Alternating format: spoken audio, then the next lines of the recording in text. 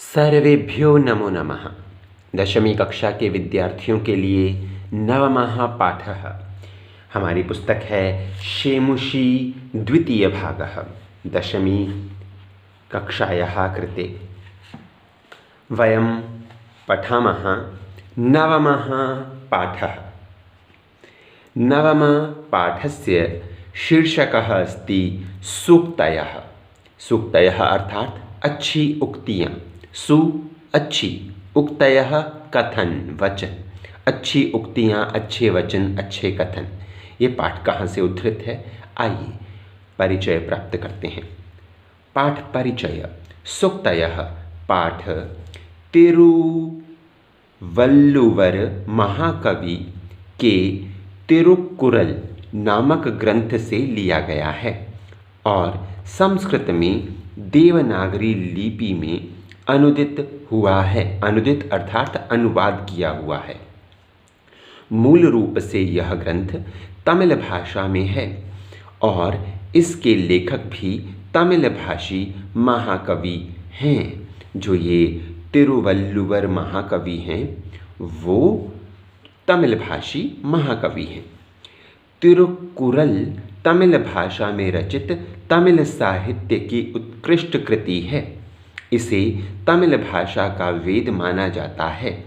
इसके प्रणीता तिरुवल्लुवर हैं। ग्रंथ का रचना काल प्रथम ईस्वी शताब्दी है। इस ग्रंथ में समस्त मानव जाति के लिए जीवनोपयोगी सत्य का प्रतिपादन हुआ है। तिरु शब्द श्री का वाचक है। तिरु का अर्थ है श्री। तिरुकुरल पद का अभिप्राय है श्रिया युक्तम कुरल छंदः, अर्थात श्री युक्त वाणी, लक्ष्मी जी से युक्त वाणी। कहते हैं कि कभी ऐसा न बोलो कि वो सत्य हो जाए और आप पश्चाताप करें। तो इस प्रकार श्री युक्त वाणी, कल्याण युक्त वाणी। इस ग्रंथ में धर्म, अर्थ, काम नामक 3 भाग हैं। तीनों भागों में पद्य संख्या 1330 है। प्रत्येक श्लोक सरल, सरस, भाषा युक्त तथा प्रेरणाप्रद है। आइए प्रारंभ करते हैं। प्रथम श्लोक। आप कहेंगे ये प्रारंभिक जो आपने अध्ययन करवाया वो भी परीक्षा के लिए उपयोगी है। परीक्षा में नहीं आएगा, किंतु सामान्य रूप से हमें जानकारी होनी चाहिए थी, अतः हमने इसका अध्ययन किया। आइए प्रथम श्लोक की ओर अब हम बढ़ रहे हैं। अध्ययन करेंगे प्रथम श्लोक का।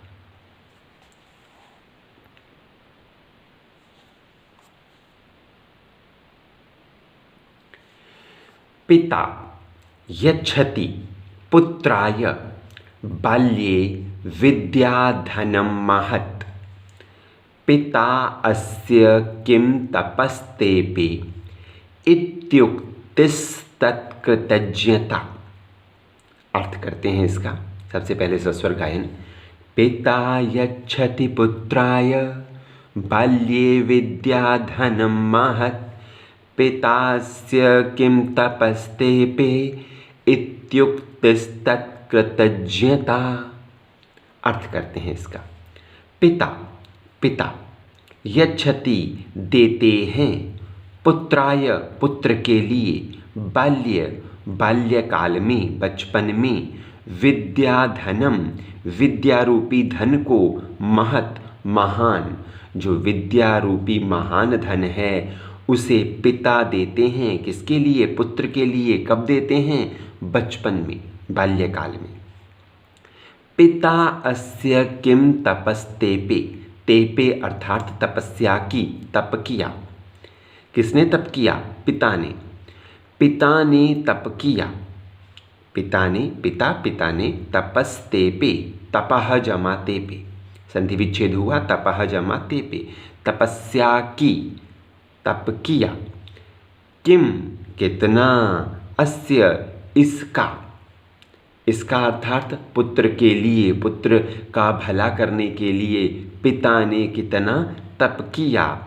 इति उक्ति, ऐसा कथन, ऐसा भाव, ऐसा मन में विचार, ऐसा मानना, ऐसी उक्ति, ऐसे कथन को मानना, तत् उसकी, उसकी किसकी, उस पुत्र की कृतज्ञता, आभार को, कृतज्ञता को व्यक्त करता है, उपकार मानने वाले भाव को ये अभिव्यक्त करता है। कौन अभिव्यक्त कर रहा है इस कृतज्ञता को? पुत्र। किसके प्रति? पिता के प्रति। पिता बाल्यकाल में महान विद्या रूपी धन को पुत्र के लिए देता है। पिता ने अस्य, इस कार्य को करते हुए, किम, कितना, तपस्ते पे, तपस्या की, इति, ऐसी, उक्ति, कथन, ऐसा भाव, तत्कृतज्ञता, उसकी कृतज्ञता को, उसके आभार को भी व्यक्त करता है। पुत्र के आभार को भी व्यक्त करता है। किसके प्रति? अपने पिता के प्रति। आशा करता हूँ ये अर्थ समझ में आ गया होगा। आइए अब इसका व्याकरणिक कार्य देखते हैं। व्याकरणिक कार्य मैं पढ़ाऊँगा आपको इसके अन्वय के माध्यम से। ध्यान दीजिएगा और भी अच्छे से आप समझ पाएंगे। पिता कर्ता पद है यहाँ। यच्छति क्रियापद। पुत्राय, पुत्र के लिए। बालकाय, पुत्राय। बाल्ये, बाल्यावस्था, बाल्यावस्थायाम, ध्यान दीजिएगा, बाल्यावस्थायाम, यहाँ पर इसका पर्याय पद हो जाएगा। महत जो है वो विशेषण है, विद्याधनम विशेष्य पद है। यच्छति क्रियापद है, पिता कर्तृपद है। पिता, पिता पुनः कर्तृपद है। तेपे, ये क्रियापद है। तेपे क्रियापद है। तेपे का पर्याय पद हो जाएगा तपस्या कृता, तपस्या कृता। आइए आगे बढ़ते हैं।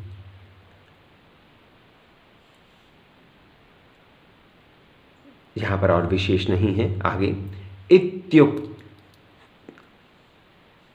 इत्युक्तिस्तत्कृतज्ञता, यहां पर संधि विच्छेद करें तो इति, उक्ति, तत्, कृतज्ञता, ये बन रही है स्थिति। ठीक है, ये आपके पाठ्यक्रम में नहीं है ये संधि विच्छेद, किंतु आपको पढ़ना चाहिए, समझ में आ जाएगा आपको। अर्थ की दृष्टि से बहुत महत्वपूर्ण है। इति, जो इति पद है वो अव्यय पद है। यहाँ पर जो विशेष बता दूं आपके पाठ्यक्रम के अनुसार, तत्कृतज्ञता, इसे विशेष रूप से देखिए। तत्कृतज्ञता, इसका यदि हम समास विग्रह करें तो इसका रूप बनेगा तस्य कृतज्ञता। तस्य, उसकी, कृतज्ञता, तस्य कृतज्ञता। ये बहुत महत्वपूर्ण है, षष्ठी तत्पुरुष समास है, आपके पाठ्यक्रम में है तो इसे समझना चाहिए। तत्कृतज्ञता, इसका समास विग्रह तस्य कृतज्ञता। इस प्रकार हमने इस श्लोक को किया व्याकरणिक कार्य के साथ।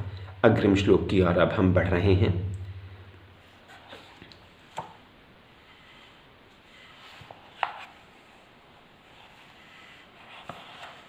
द्वितीयः श्लोकः।